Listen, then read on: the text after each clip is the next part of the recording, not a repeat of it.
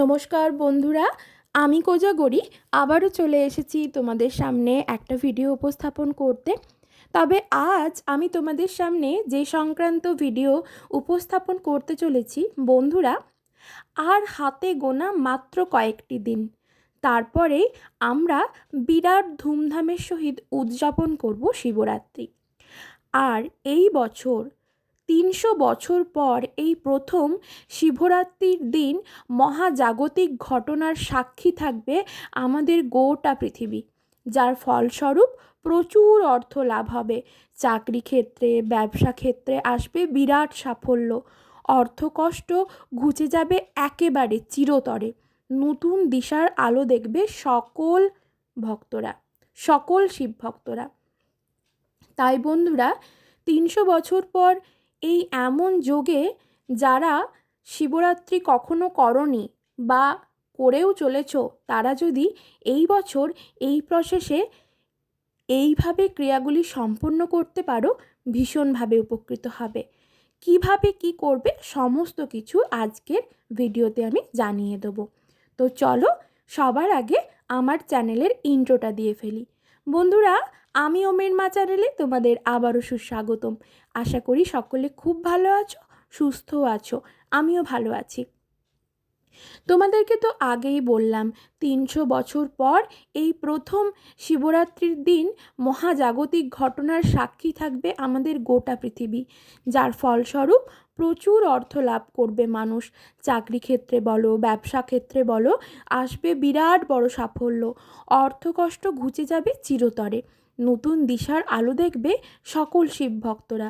তবে মন থেকে বাবাকে ডাকো, মন থেকে ভক্তি ভরে বাবার পুজো করবে, দেখবে কি উপায়ে ফললাভ করো।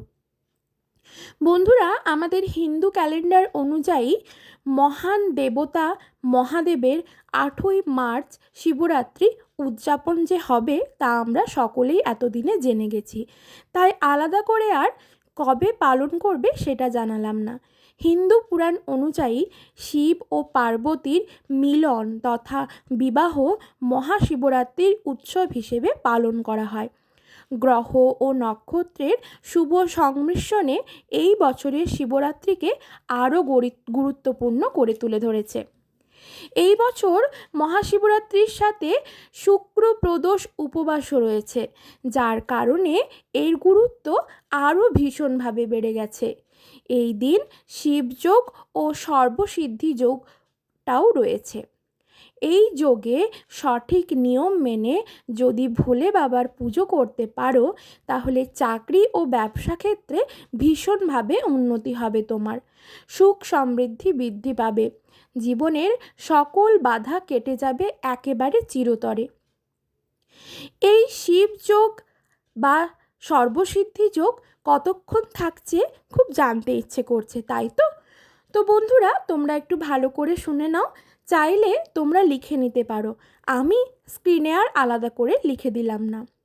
বন্ধুরা, এই শিবযোগ বা সর্বসিদ্ধি যোগ থাকছে ৮ই মার্চ মহাশিবরাত্রিতে সারাদিন থাকবে এই শিবযোগ।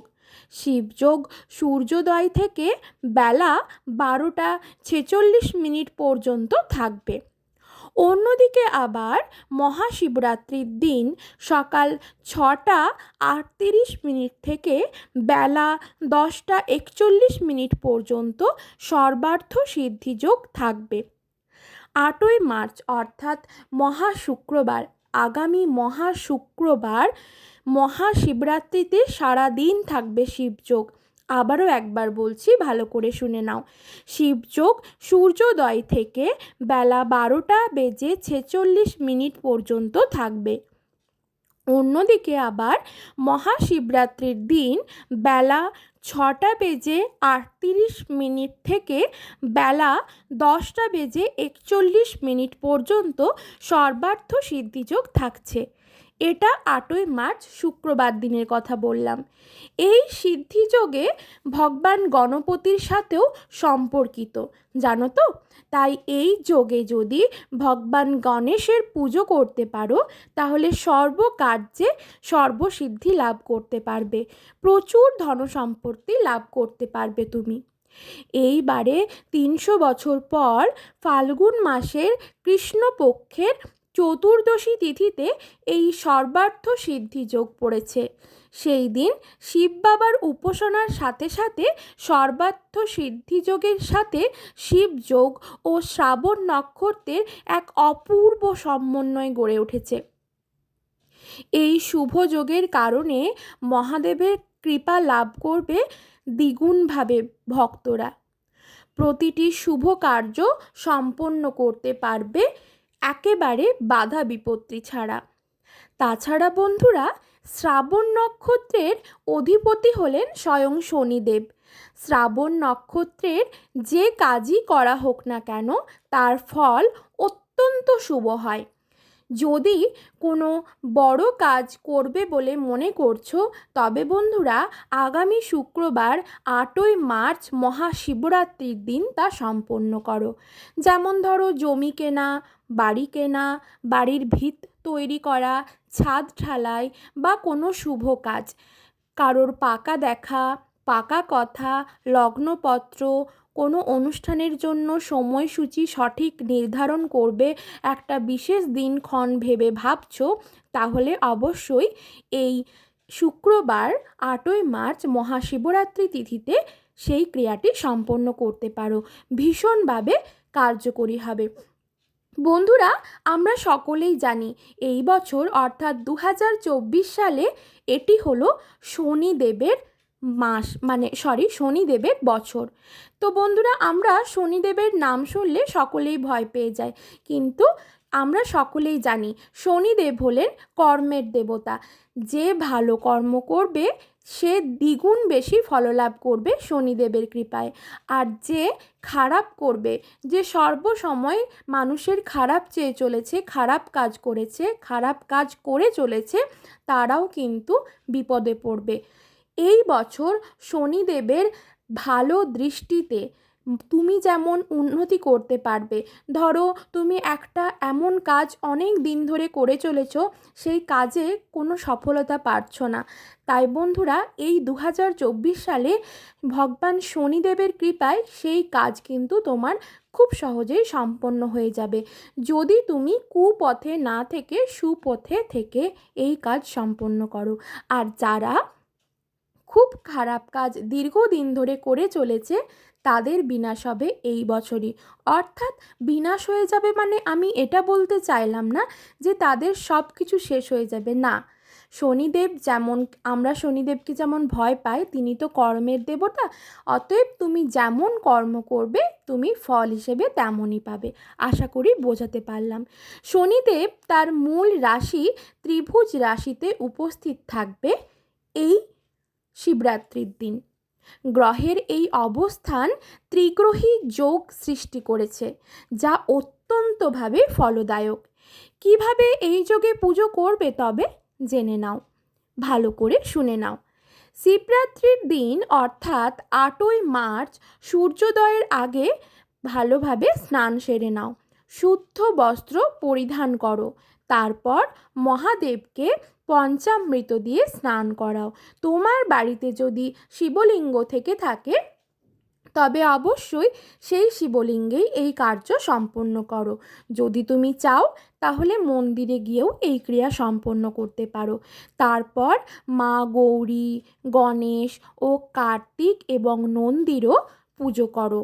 তারপর শিবলিঙ্গে জাফরান মিশ্রিত জল অর্পণ করো। তারপর সকলকে অর্থাৎ শিব বাবা, পার্বতী, গণেশ, কার্তিক, নন্দী সকলকে চন্দন পরাও। তবে অবশ্যই এই দিন লাল চন্দন পরাবে।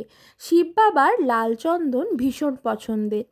তারপর বাবাকে 3টি অক্ষত বেলপাতা, 1টি অক্ষত ধুতরা ফুল, 1টি অক্ষত কাঁটা ফল, মিষ্টি, বেল, ধূপ, মোমবাতি ও দক্ষিণা অবশ্যই নিবেদন করো।